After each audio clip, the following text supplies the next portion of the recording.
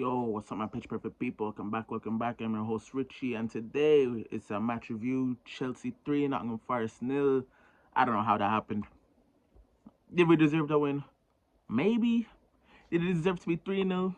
Not at all. Did we deserve a clean sheet? Not a hope. But hey, you sometimes that happens. Sometimes you just play poorly and you still can grind out a result. But yeah, this game honestly Nottingham Forest were all over us that first half. I don't know how we got away with not conceding a single goal. Morgan Gibbs White had about three chances. Awani had a couple as well. Our chances were very few and far between. Most of the chances came within the last like 5-10 minutes with Andre Santos and João Pedro linking up. And I do want to speak on João Pedro there in a few seconds. But yeah, Nottingham Forest were all over us that first half. That first half was so poor. I genuinely could not name you a single I can name maybe one good thing that happened in that first half, and that was it. Like that first half, Forest were all over us. I know Ange Postecoglou was under pressure at Nottingham Forest, and to be honest, if you base it off today, I don't think Ange deserves to be sacked off today. Maybe past 7 games, I've only watched like a couple Forest games within that time span, so I can't comment on Ange himself specifically. But if you just go off based off today's game, I don't think today was Ange's fault. I think he set up Forest perfectly. They just could not finish. They genuinely could not score a goal for the life of them. Like you could have a disabled man there and a gun in their hand, and I promise you that disabled man is staying alive 10 out of 10 times, bro.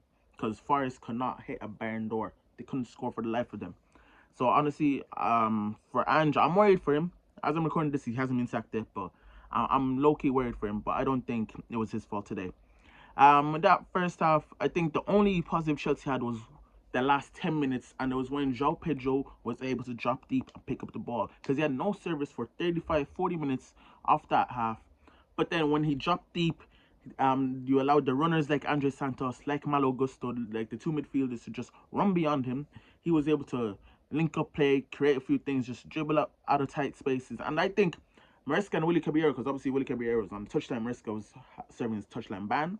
I think they spotted this and were like, yeah, okay, which is why they brought a Mark U to play up front and then dropped João Pedro in behind. And you could see in the second half we were a lot better that way because João Pedro was able to pick up the ball a lot more and he was able to use his flair and creativity and create chances here and there. And I think Mark U was a huge positive today. It shows having an out and out nine can really change how you play as a team. Obviously, Liam Delap's injury was very unfortunate.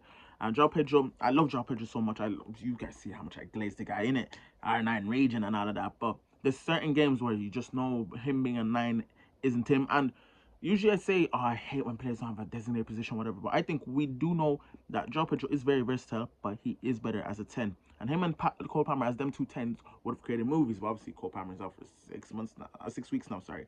So you win some, you lose some in it. But yeah, Mark Yu I think has put up a very good case for him to start in midweek in the Champions League and for a few more games anyways in the league as well. Because having an out and out 9 can just really change the whole situation. Even against Liverpool, him coming on, it just gave another like dimension for us to play. It attracted guys like Van Dijk, guys like Kanate, because there was like, oh, a striker that knows where to move, where to roam at times. So yes, Mark, you really did change the game. I thought in the first half, I was thinking to myself, bro, Pedro Neto is our only real outlet, but he wasn't getting the ball enough.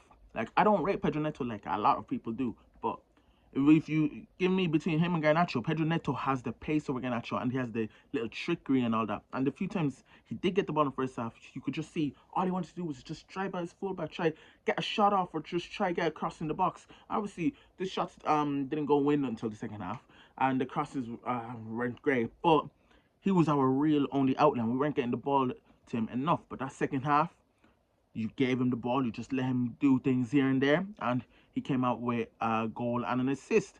The goal, maybe Marcel should have done better, but still, it was a free kick, good free kick. We take those every day of the week. The assist, very good. And Josh Champong, I love this boy. Like I was talking to my boy there before the game. I don't rate Chalobah. I think Chalobah is the worst defender at Chelsea. I'm saying it straight. When you talk carbon defenders to me, you bring up guys like Reece James, you bring up guys like John Terry, you bring up guys like Andres Christensen. You do not bring up guys like Trevoh Chalobah to me, because I know the standard that Chelsea have when it comes not only Cobham defenders but just Cobham in general. And if you gave me 10 Cobham graduates and Chalobah was on that list, I guarantee you 10 out of 10 times Chalobah is finishing within the bottom two, honestly. So when I seen him, Chalobah and Josh Anchepong line up, I was like, Anchepong's gonna have to hold his hand today. And Chalobah was shaky.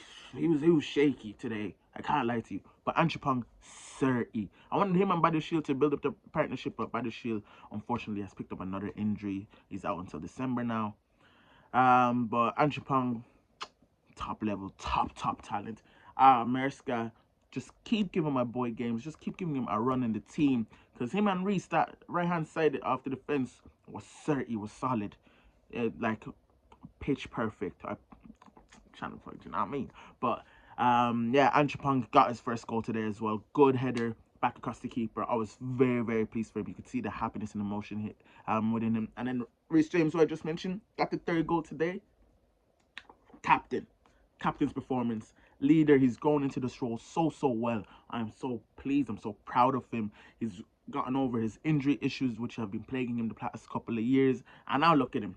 Look at him go, just firing. He's able to play 2 games a week now. We weren't able to say this last season, but now it's not surprised to see him in the Champions League starting lineup and in the Premier League starting lineup, because we've managed his fitness to T. And if we can do that with Romeo Lavia, who didn't have a great game today, but there's just keeping him fit and just getting him minutes is essential to us fighting for trophies, fighting for titles. We're 2 points behind top spot. I know we did have the early kickoff, but it's still a positive nonetheless.